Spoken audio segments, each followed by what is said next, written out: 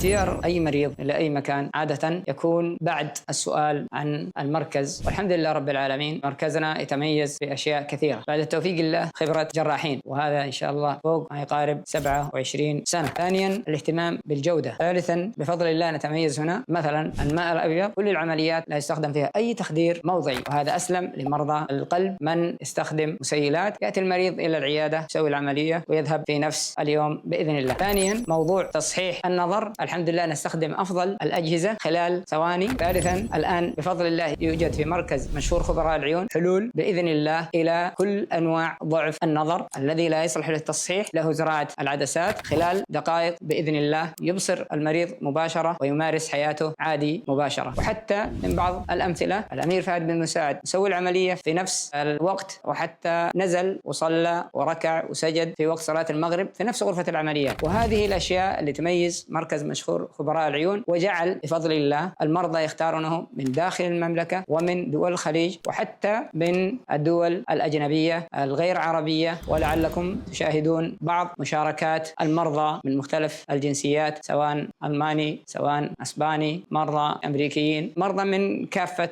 الجنسيات، والحمد لله. وهذه الأشياء هي التي أدت إلى اختيار مركز مشهور خبراء العيون.